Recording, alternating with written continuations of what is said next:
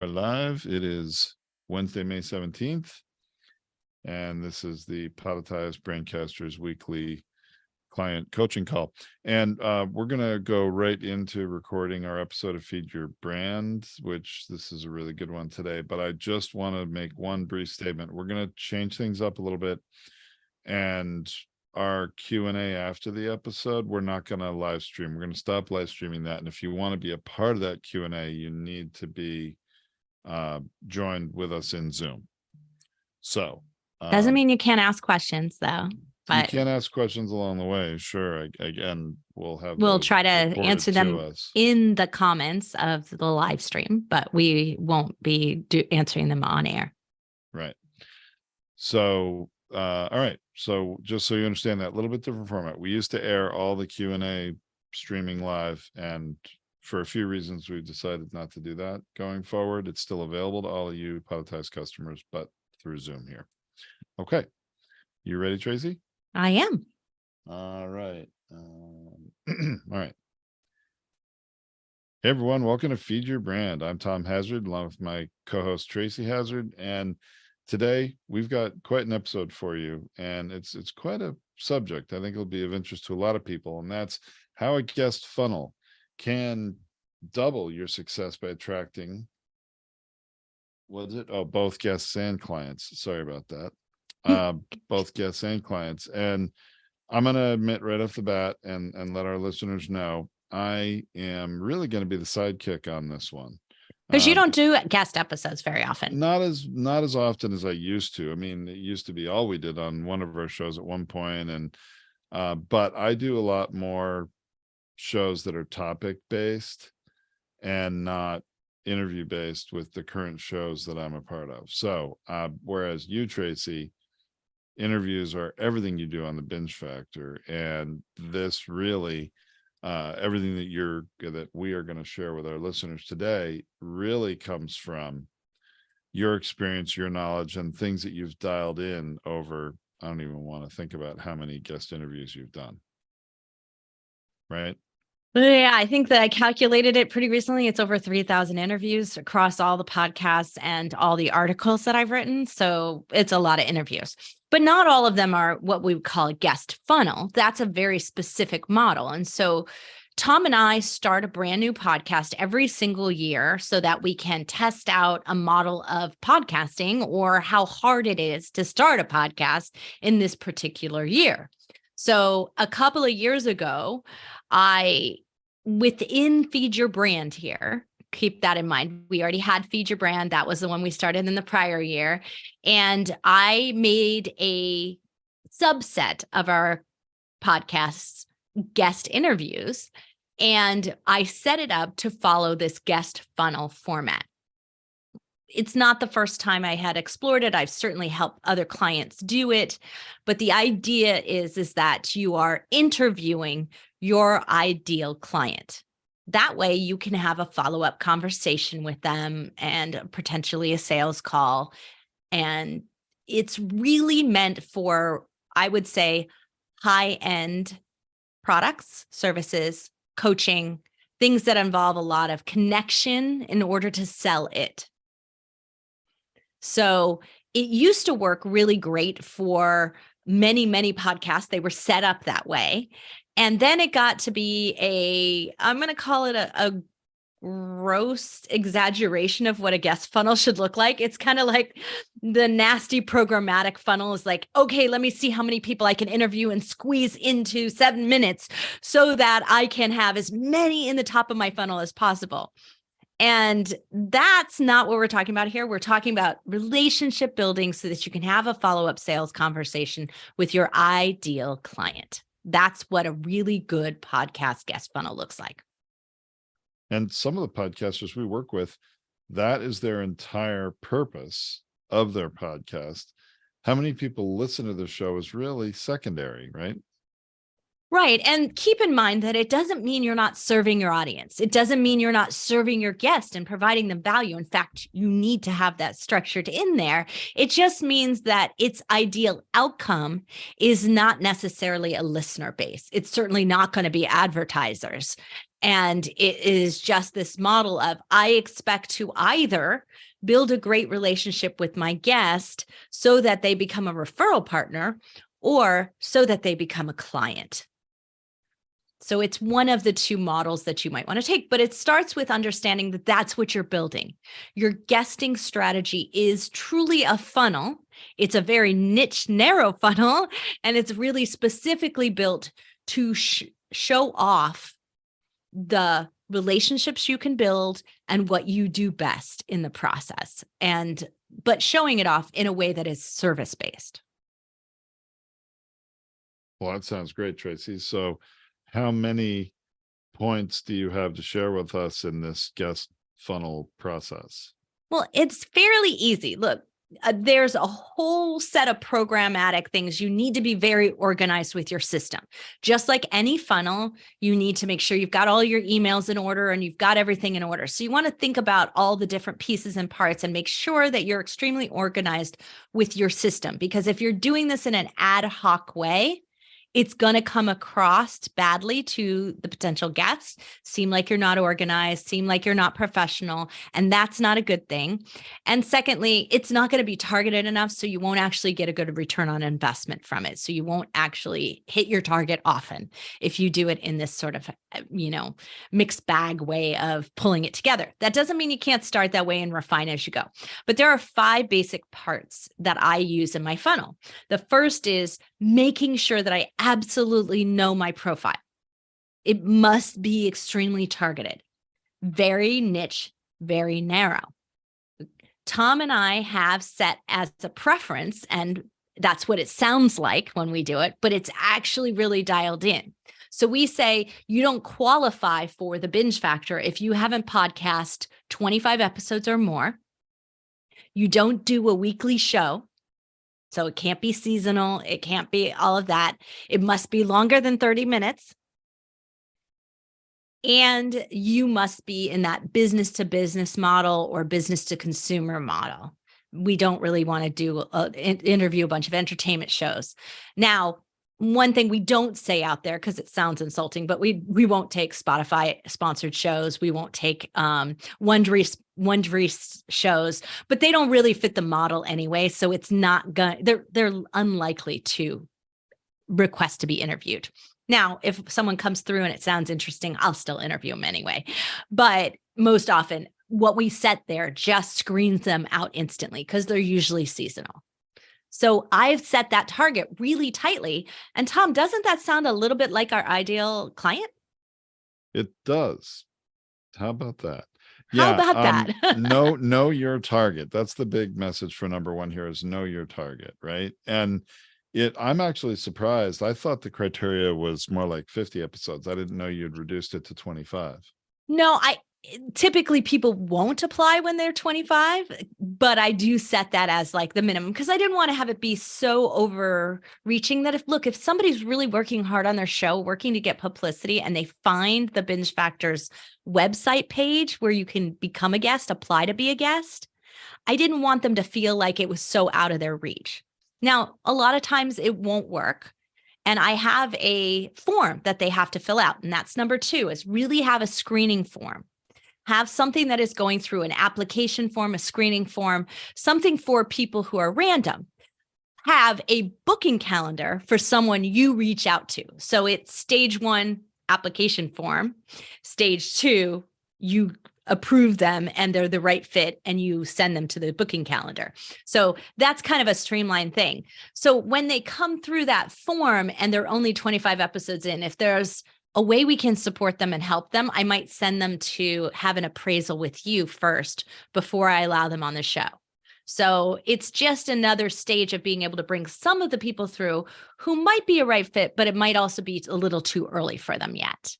And we can then say, hey, thank you for touching base. You're not quite a right fit yet. Maybe you'd like to have an appraisal of your show. And when you've improved these things, then I'd love to have you back later. And that way we're still serving them, giving them something of value. That makes sense. All right. I like it. Now, the screening form, the application form, this is the thing. It cannot be a long form. Like, I am not going to say this enough. If you created this form that where it's extremely obvious that all you're doing is vetting them for your sales process, or you use the same form that you use for sales process, then you are failing in your ability to attract the right people. Because when you have this extremely long form, your really busy clients who are willing to pay for coaching, who are willing to pay for those things, do not have time to fill out your long form. And if your form's not about your show and it's really only about sales stuff, like what's your average income per year, like you're asking them stuff like that, then you're very, very obvious to them that you only intend to sell them something and not serve them. And I would be shocked if you get the right people through that funnel. It doesn't happen often. So keep it short, keep it to the point. I've already set my criteria for what I'm looking for. So in it, I ask them your total number of episodes, just so that they have to type it in and confirm it. I ask them, what is your show? Do you have a website for your show? That I didn't tell them I wanted at the beginning, but I want to see that. Now, it's not a screener to say, if you don't have a website, you're not going to be allowed to be on my show, but it does help me understand how sophisticated and far along in the process are they. What's missing. And it gives me one more place where I can go and check them out and make sure they're really, truly a right fit for our service show and make sure that they can do both. So I do ask them a couple of questions that are not a part of my criteria at the beginning, but it's very simple. I think there's 7 questions, 7 things total, including their name and their email and their phone number. So it's really, so there are 4 basic questions in there. That's it. And then they hit submit. It goes into my team. My team will do a quick screen through, and they'll usually give me a recommendation back. We should invite this person. Absolutely. Then they just do it. If they think we should invite them, if it's on the fence, they'll send it back to me and say, hey, should we send it to Tom for an appraisal of their show? Or do you want to invite them on anyway? And we'll make that decision. So I only make the decision on the people in the bubble, on the edge of the bubble. That's it. Well, so I don't that's have to do that much work. That's really what a screening form is for, right? I mean, that's the whole point. You're trying to make sure you're not spending your precious time on something that isn't really a good fit. That's right. Now, if they're already a client, or if a client refers someone to be on my show, they're automatically in. They just go straight to the guest booking form. We don't go through the screening form. So I don't make, it's just for cold outreach that's there. So if I reach out to someone, right, if I send out an email offering it, or if I reach out to them in LinkedIn and offering it, we send them to the application because we do need to confirm and make sure. So Tracy, I'm realizing we need to do another episode upcoming. And I know some of our staff are listening to this, and so they need to make a note. And just for all of you to have something to look forward to, we need to do an episode where we go over the worst podcast guest pitches, because you get them like every week, and there are some epically bad ones. Oh my gosh, they're terrible, right? Yeah. So yes, we don't do it that way. Really, it's a much easier offer. And yes, we are maybe making them apply only if it's cold, but if it's a real, I'm reaching out to someone, I know they want to be on the show, I'm never going to bother with that. I'm going to straight invite them to the guest book form, where they can go right to the calendar and get that. So those are my first 2. So we have a profile of who we're targeting. Then we are screening them because it's a lot of cold outreach, right? So we want to screen them, make sure that it's right for them. And then we get in our podcast call. And my thing about it is those that do a pre-screening call make a huge mistake. Again, if you do a proper job on your screening form, you do not need a pre-screen call.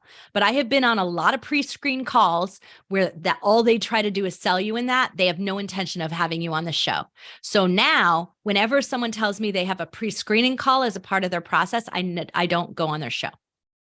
That's a waste of your time. You're not interested. It's a waste of my time. So if you want really good CEOs of companies to come on your show, do not do pre-screening calls. Use only the form, because some assistant will fill that out, or it'll go through the process and you'll just confirm everything and you're going to immediately invite them on and it'll get scheduled. So don't use a pre-screening call. It's a waste of your time and theirs.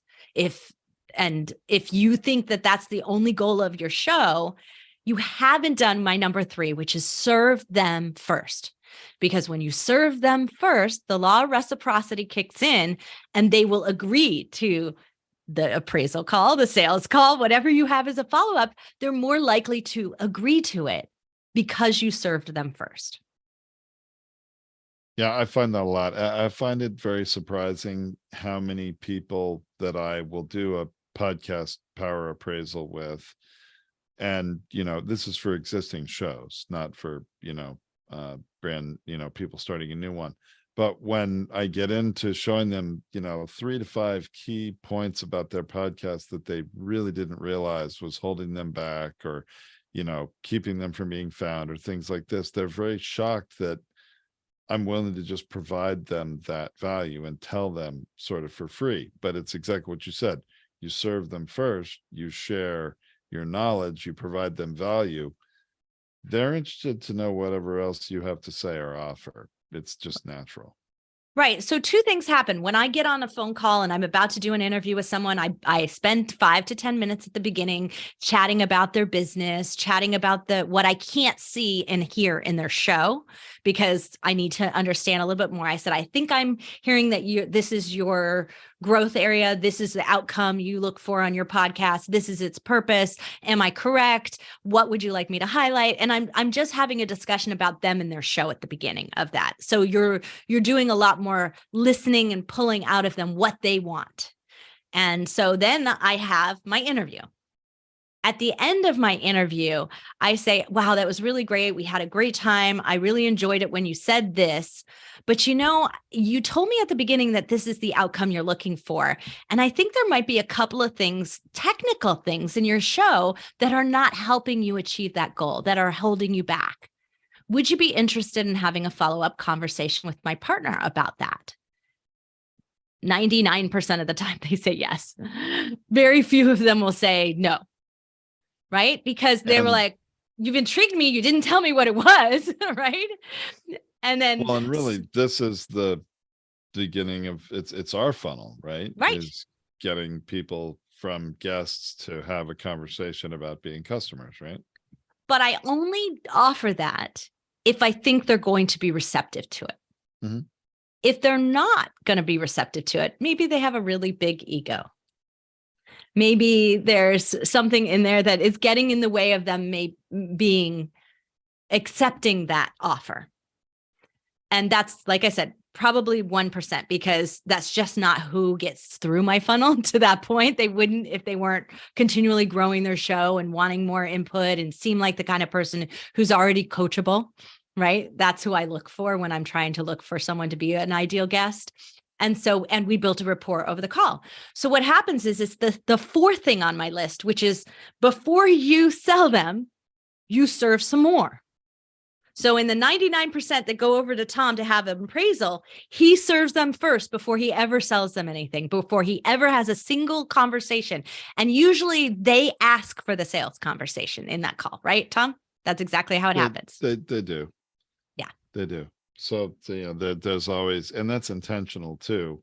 Is this, well, so how do we work with you? Whatever that sort of, that's what comes from it, out. right? Yeah.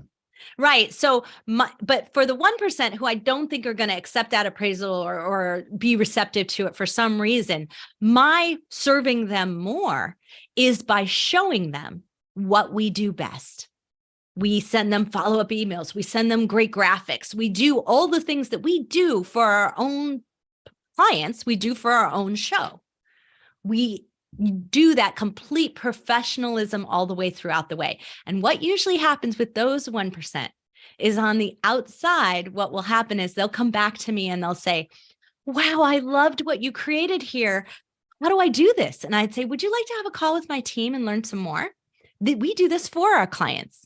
You don't have to learn how to do it.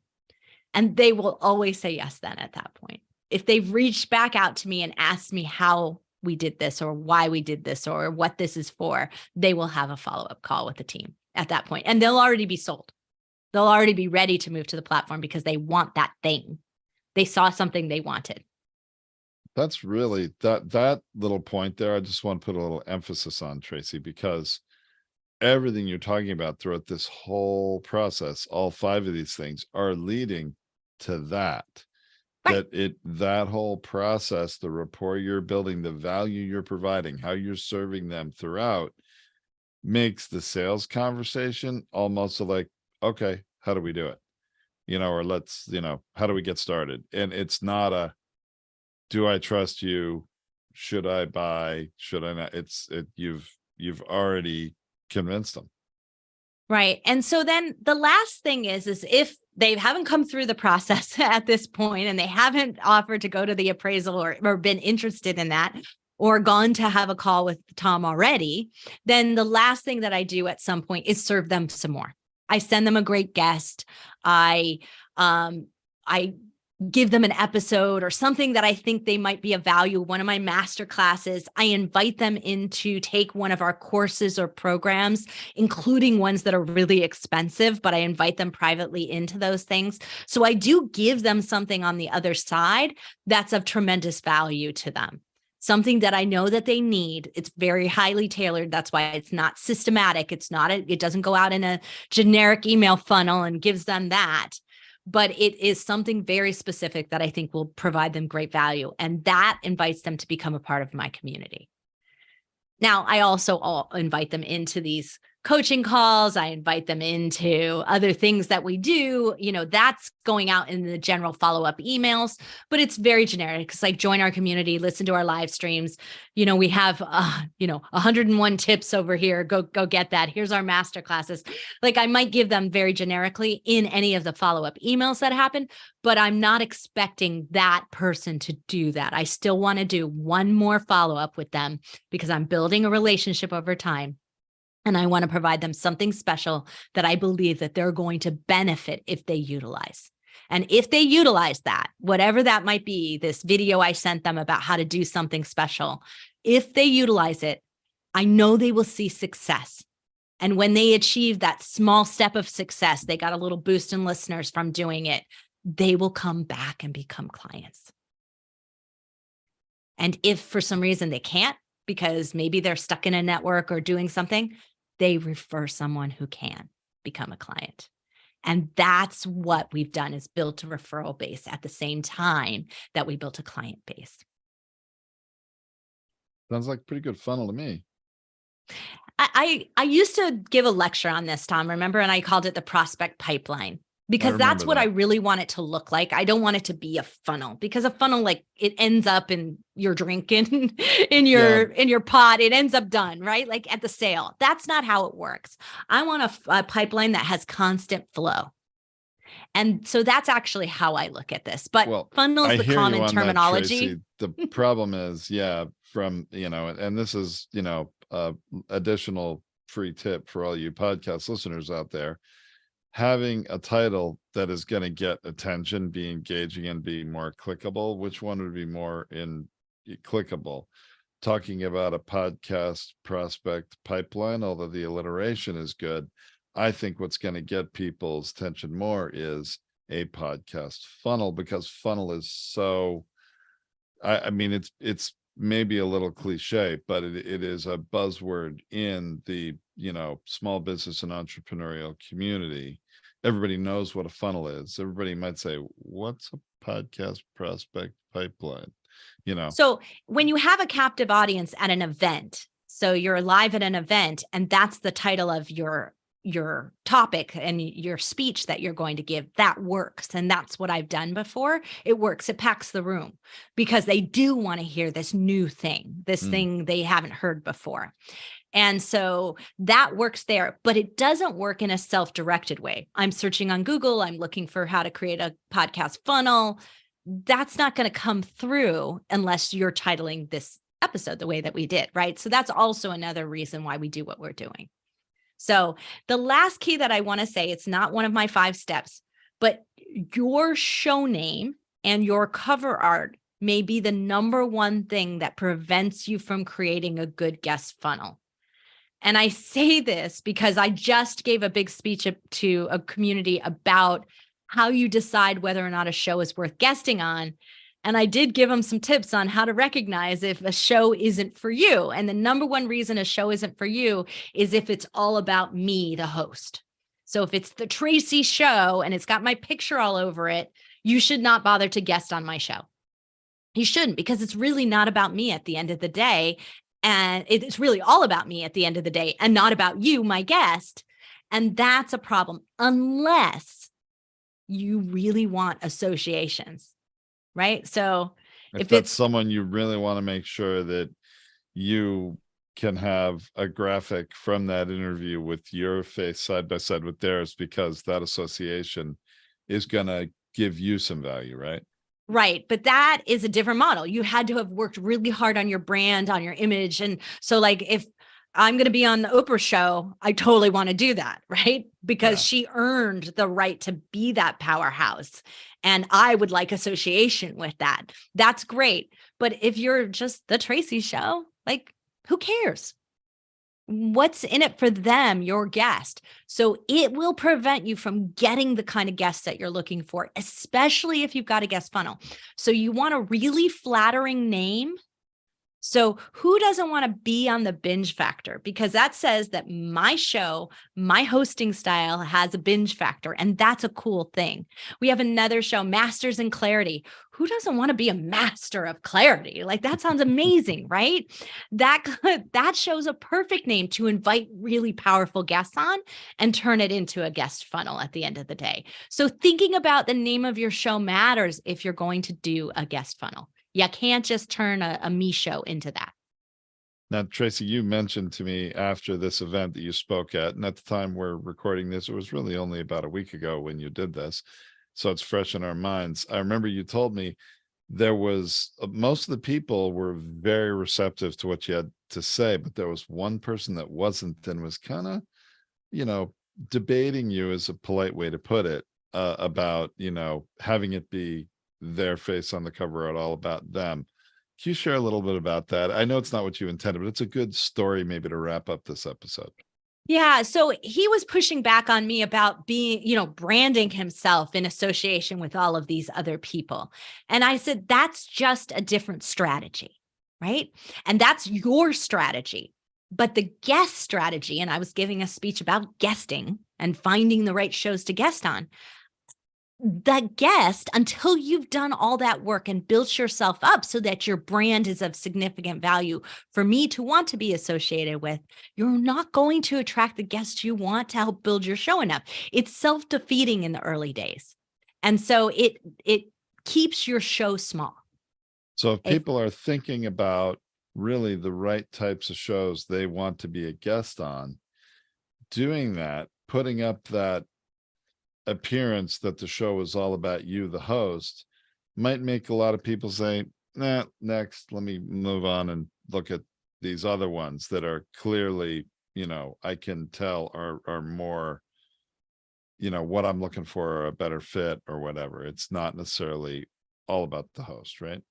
Absolutely. So, Tom, just to wrap this up, what would you estimate the close rate? I'm going to say that to I send you people from the binge factor, and you keep in mind, we do this as an exercise to show how it works. So we don't really do this as like a serious lead generator strategy. It just would be I'd be spending all my time interviewing people. It would take too much effort for me. Yeah, I would say it's not our primary lead generator, but we do get customers from your guests on the binge factor for sure. I think we're probably heading close to, because of our utilization of Podmatch as the front part of our funnel for finding people.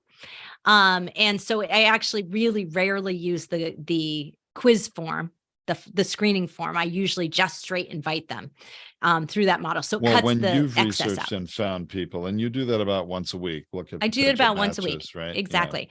But because of that, I think we're probably getting close to 60%. I was Who going to say become clients. at least 50% for Yeah. sure. Because I mean, you're talking about 4 people you are publishing interviews with a month, right? Isn't Yeah. that your pace I in usually general? interview about 6, and so somewhere around there, 6 and publish 4. Published 4, that's what I thought. And there's definitely on average 2 new customers a month that come from that. Usually 2 Yes. new customers and a referral. Like that's why I'm Well, thinking it's a little bit more. it's hard to sort of put a number on that, but you're right. I mean, it's shocking to me. I mean, referrals is our number one lead generator. People that know us, people that are working with us, and even people that used to work with us that don't work with us anymore still refer people to us. That usually happens when someone's just decided they've got a big enough internal team. They've gone to school on this and learned how to do it, and they're just going to do it internally. And if you want to do that, by all means, but they don't want to do it for other people. So they still refer other people to us, right? So it happens all the time. And that always amazes me. It's like, you're not even a customer and you're sending people to us. Actually, it just happened. Somebody, you sent us somebody yesterday that I just met with actually this morning when we're recording this, that is likely to become a customer by the end of the day. We'll have to stay tuned and let you know next episode. But if it that does happened. work like that. And what it Yeah. does is I would say you have less phone calls with them too, because the relationship's already been built. So I would say you have like one or two, you don't Oh, have three or four. often it's one meeting and they will close either that day or some follow-up emails, and then they close. Rarely do I actually have to have a second meeting or call with people. That So you're right. this is another thing that I want you to think about. So not only have you created a rapport building process, but you created touch points that decrease the sales process, right? To decrease the amount of sales calls that you need to have. And that has a value to your organization as well. So I highly recommend the podcast guest funnel strategy as one of a great things to be able to do. And now maybe you don't want to do it for every single episode. That's okay. Plan one a month, try it out, see what's working for you, and layer in return on investment value from your show. Sounds great, Tracy. Okay, hey, I just want to remind all our listeners, so you're getting this a few weeks after we've put this out live, on social media and as a part of our weekly client only coaching call. But now we're actually we're going to have a Q&A that is private only for our customers, and we're not live streaming that. So if you would like to be a part of that, just need to be a Podtest customer in some way, whether that's simply for hosting your podcast or something more for production.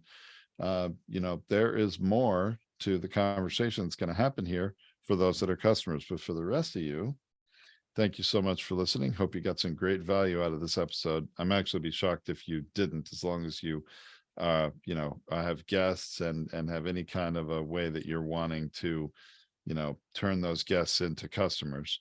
But we'll be back with another great episode next time on Feed Your Brand. Okay. So First buy time- live stream, everybody. Remember, yeah, you we're can gonna go to stop that. That's right. podetize.com/tips. And that'll give you the live streams on YouTube. It's just the fastest way for us to get you there right now. So if you would like to watch some of the previous live streams that we've done, that's where they're housed. It's just a little easier than any of the other social media. It's hard to get the back catalog. So if you do want to watch our previous live streams, they're over there.